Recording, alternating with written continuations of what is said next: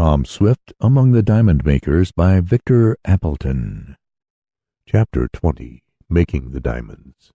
"What's that noise?" asked Tom as their guide flashed the lantern to show them the way. "That's the men getting ready to make diamonds, I guess," was the answer. "You see, it takes quite a while to get the stuff ready. I don't know what they use. They never tell me any of their secrets." "Oh, I know the ingredients well enough," said Mr. Jinks. "But I don't know the secret of how they apply the terrific heat and pressure necessary to fuse the materials into diamonds." "Well, you'll soon know," declared Bill Renshaw. "Of course, it isn't always successful. I've known 'em to try half a dozen times before they got any diamonds big enough to satisfy 'em. They gave me some of the small ones when I asked for my wages." "How did you come to get in with these men?" asked Tom, curious to understand how a person seemingly as honest as Renshaw appeared to be had cast his lot with the men who had broken faith with Mr. Jinks. "Oh, I've lived around these parts all my life," was the answer. "I knew of this cave before these diamond fellers came to it. In fact, I showed it to 'em. It was several years ago that a party of men who were prospecting around here came to me and asked if I knew of a small cave near the top of a high mountain where lightning storms were frequent. I told them about Phantom Mountain, as it was called then, and also of this cave. If there's any place where they have worse lightning storms than here, I'd like to know it. They scare me sometimes." "Like the night when that landslide happened?"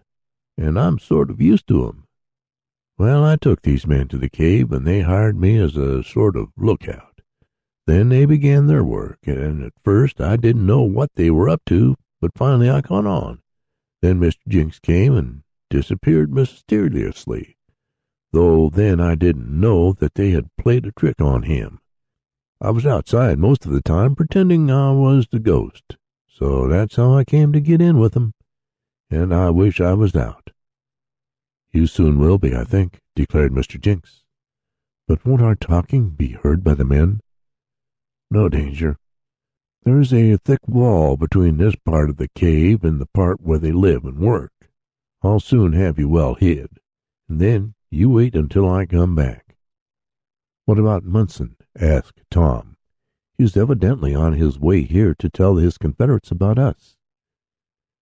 "He won't know what has happened to us," said Mr. Jinks, "and he won't see anything of us. I guess we're safe enough." Through the dark passage they followed Bill Renshaw until he came to a halt in a place that suddenly widened and broadened into a good-sized cave. "Here's your stopping place," said the former ghost. "Now, if you follow that passage off to the left," and he pointed to it, "you'll come to the larger part of the cave where the diamond makers are. But go cautiously and don't make any noise. I won't be responsible for what happens." "We'll take all the risk," interrupted Tom. "All right. Now, there's a couple of lanterns around here. I'll light them and leave you for a while until I can get some grub. I'll be back as soon as I can." He glided away after lighting two lanterns, by the gleams of which the adventurers could see that they were in a vaulted cavern that had evidently been fitted up as a living apartment. The sides, roof, and floor were of stone.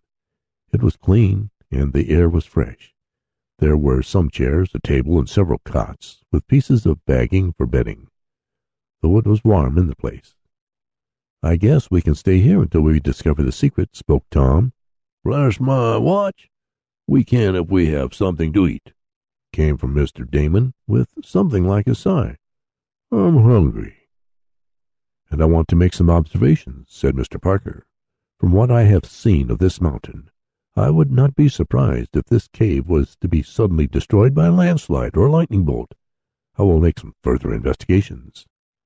"Well, if it's going to cause you to make such gloomy prophecies as that, I'd just as soon you wouldn't look any farther," spoke Tom in a low voice. But Mr. Parker, taking one of the lanterns, set about examining the rock of which the cave consisted. In a short time Bill Renshaw returned with enough food to last for 2 days. He said he was going out on the mountain once more to act the part of a lookout, and would visit the adventurers again the next day. "In the meanwhile, you can do just as you please," he said. "Nobody is likely to disturb you here. and you can sneak up and take a look at the men in the other cave whenever you're ready. Only be careful. That's all I've got to say. They're desperate men." It was not very pleasant eating in the gloomy cavern, but they made the best of it. They cooked on a small oil stove they found in the place, and after some hot coffee they felt much better. "Well," remarked Tom after a while, "shall we take a chance and go look at the men at work?" "I think so," answered Mr. Jinks. "The sooner we discover this mystery, the better. Then we can go back home."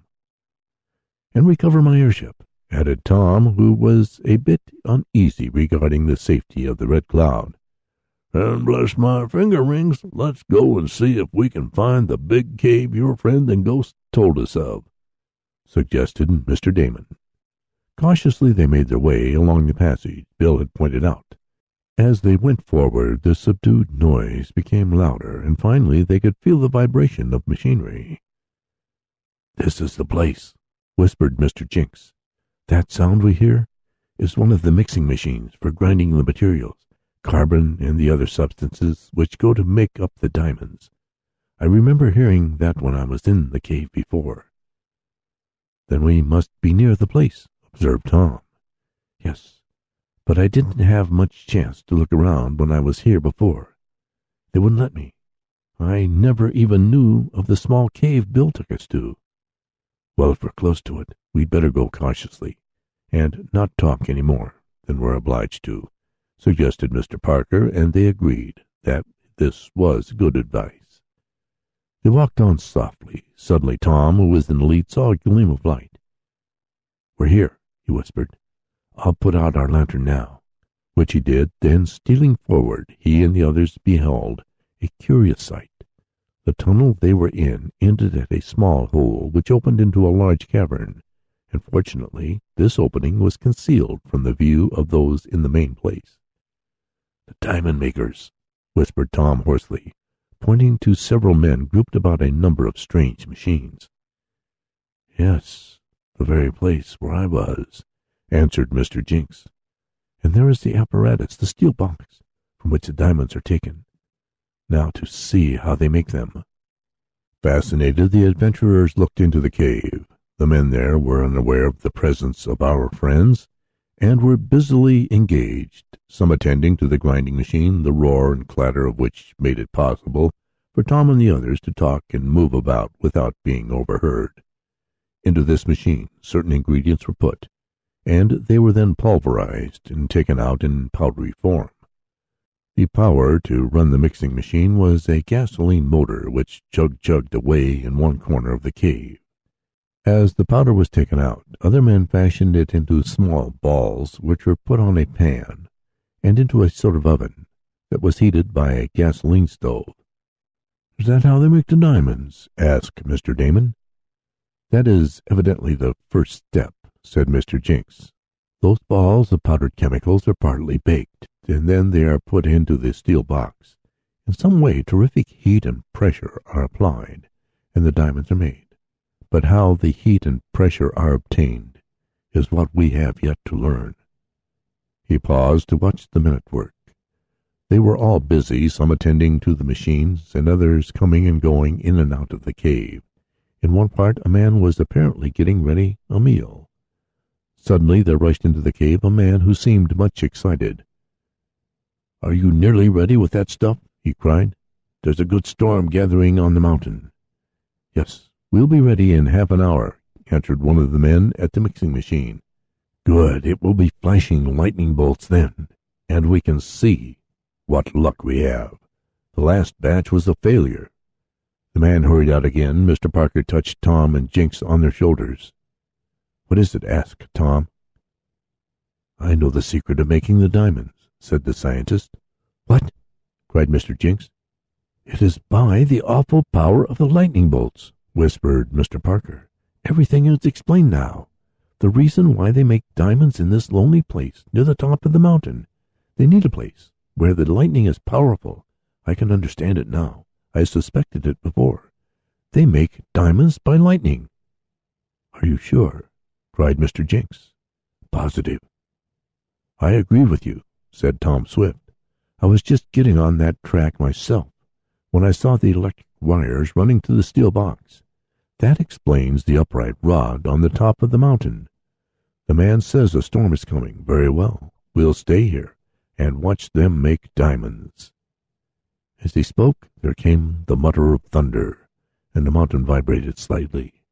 The men in the cave redoubled their activity. Tom and his friends felt that the secret process they had so long sought was about to be demonstrated before their eyes. End of chapter 20.